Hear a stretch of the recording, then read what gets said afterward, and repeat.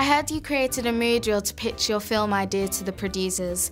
Can you tell us about what it is and how you brought your concept to life? Because the movie is such an homage to the moving image, and it's about a young filmmaker, I thought I should make a short mood reel that would express my feelings, that can convey a mood that I'm after. It was celebrating adolescence, celebrating life, hopefully, and certainly celebrating the movies. The locations are really authentic.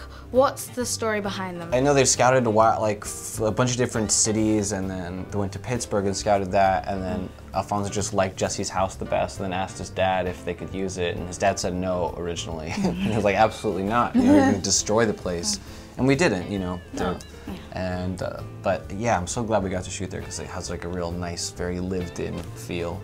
And it was this real high school as well, Shenley High School, which was closed down, and so it has like tiles missing from the ceiling and whatnot. So it was all very authentic. You said the film was a personal experience for you. How do you hope it will connect with your audiences? You hope that on one level that people love the characters as much as I do. They love Greg and Rachel and Earl Jackson. And you find a connection to them, and maybe you see a part of yourself in them. And then, depending on your life experience, hopefully the movie can grow with you, and if you've experienced loss, maybe this gives it a shape, and maybe it makes you feel that you're not alone. I just hope that people love the characters, think it's funny, and are moved in a genuine way.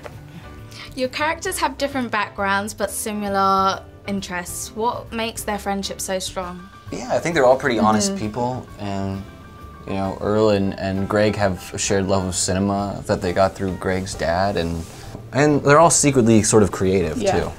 I really liked your unusual filming styles and your use of claymation. What effect did you intend this to have? All the films within the film, the parodies and the claymation, should feel like it was made by Greg and Earl. It should have that handmade quality. They're all connected to the spirit of their filmmaking within the film and with the resources that they had. So nothing should feel overproduced or too slick that two 10-year-olds or 16-year-olds couldn't afford. All the costumes were costumes they could have stolen or borrowed from their parents' closets, and the cameras were, you know, it weren't anything too fancy. So we try to be true to that, to their means. We've been making them since we were little. That's it! That was good. Do you think there's an advantage for teachers to use film in education? I really do. Because when I was in school, if a teacher showed a movie, like, or even just a snippet or whatever, everybody grasped, you know, what they were trying to teach by word way more quicker. So I feel like for me, even visually watching, well, I'm a visual learner and a hands-on learner, so it makes it more easy. So if more teachers show movies, school would be more fun to me. I think just in general, it's really hard to take in information when just someone's dictating a bunch of words to you. Greg's an aspiring filmmaker. What advice would you give to anyone in his position? I would say at some point, try to tell a story that only you can. A common mistake is to make something because you think it'll be commercial or it's following a trend. That never tends to work.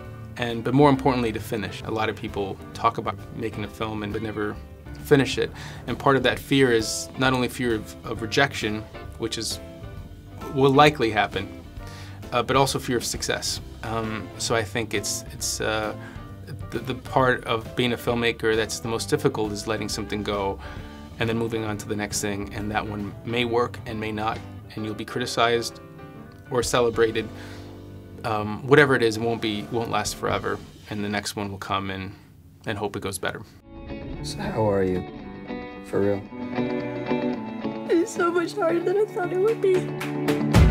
Dude's terrified of calling somebody his friend. You will regret that. I realized the most important thing you could do. You need to make a film for Rachel.